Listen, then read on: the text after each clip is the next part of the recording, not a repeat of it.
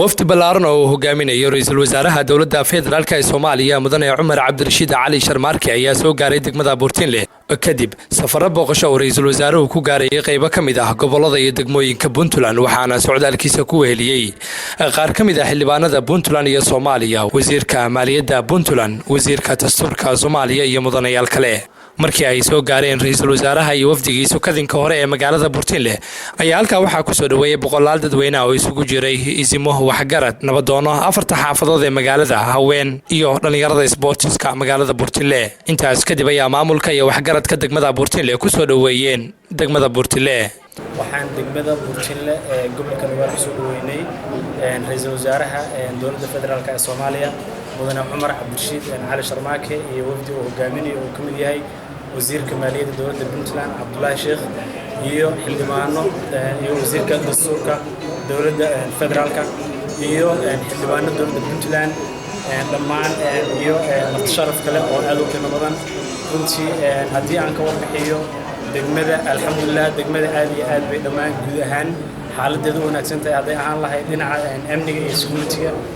runtii si wanaagsan baa noola joogtaan amni baa noola joogtaan waxaan ku cadaynaynaa annagu waxaanu nahay dad Soomaaliyeed waxaanu rabnaa dawlad Soomaaliyeed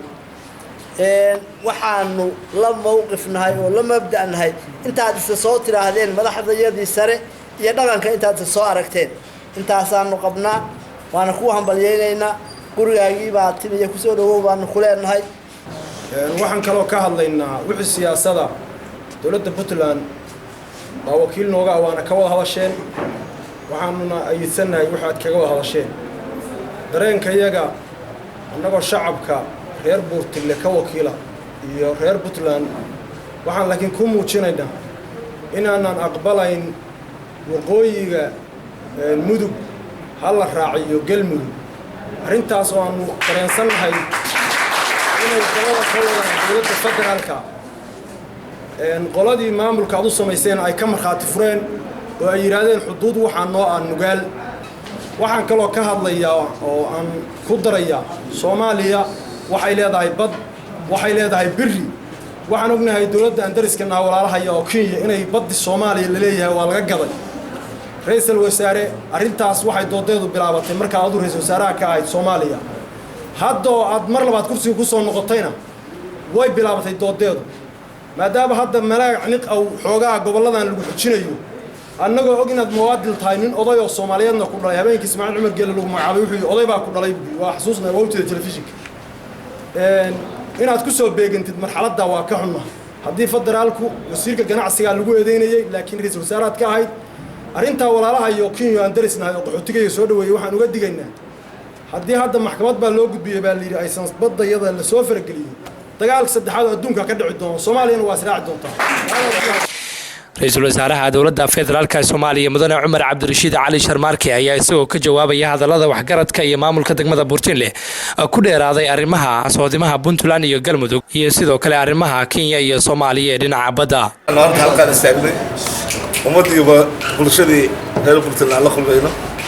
halkan 2017 oo soo maray 1986 oo soo maray runtii isbedelada waa ka garan kartaa magaalada aad bay u fiday runtii waxay noqotay degmo aad u weyn oo ku faraxsanahay maanta bulshadeeda inaan istaago oo aan la hadlo waxay ka mid tahay talada markasta anaga dowlad ahaan dowladda dhexe waajibka saaran ee ah dadka in loogu tago deegaankooda la dhageysto waxa hadda xoogaa waxa muuqda xiisad iyo xasaasiyad inay kiciyeen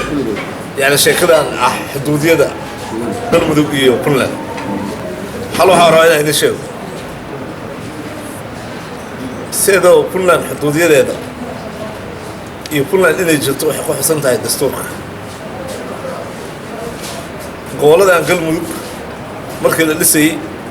waxa loo dhisay oo ku heshiiyay 12 reer 12 reer ee ku heshiiyay ayay waxay u tahay maamul waxaan idin sheegayaa dastuurka Puntland waxa ku yaala mudug oo dhan inay Puntland ka tirsanto ولا ساعتين ساس هذا بحال تاس حقوق قوم ويسد وحان هذا اللي سكوهي وهو تكنيكال دقال اللي سكوهي arrintan insha allah waa sixi doonnaa haddii la yidhahdo wixii technicalka ah deegaankan puntland siduu ahaa buu ahaanayaa wax isku bedelayaa ma jirayaan haddii la yidhahdo galmudugna maamulkaasna waxaa loo dhisay reerihii 11 reereed ee ku heshiiyey inay soo haystaan maamulkaas tan labaad waxay tahay ninkii odagaa wuxuu igu soo qaaday arrintii badda horta waxaan idiin sheegayaa horta soomaali baddan runtii waxay ka fahantay sheeko khalada horta kenya marka ay bilaawday xuduudka inay sida annaga khaladka nagu ah ee soo isqormay inta qaada 2005 ayaa kenya xuduudka violation sameysay oo runtii Soomaaliya xuduudkeeda ay soo gashay 2005 ayay waxay declare gareysay xuduudkeeda sida aan hadda diidanahay aniga iguma bilaaban annaga iyo waxa keenay sheekada inay markaa soo baxdo waxa keenay inay soo baxdo waxay dhul waxaa jiray badda Soomaaliyeed adduunku sharci waxaa jiray 200 oo mayl dhulka ka durugsan ayaa qolo kasta la siiyay waxaan ogaanay dhulkeena inuu ka durugsan yahay meeshaas oo 350 yahay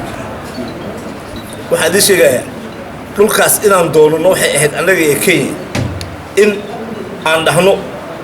aan wada doonno laakiin tan dacwad ah waa inuu maxkamad waraaqdii aan qoray oo aan ku codsaday in dhulka nolol kugu zaa'idiyo waxaa noogu soo kordhay 612 oo mitir square oo bad ah ayaa Soomaaliya is all hore waysan ay heshay waxaa idin sheegaa dhulka annaga aan hadda joogno waa 640 kilomitir square badda aan ku soo darnay iyo dhulka waa isleegihi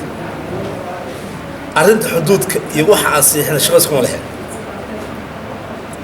MOU la siixay waxay ahayd kaliya inaan u madax bannaanahay in baddaas lagu darsan karo aan ku darsan karo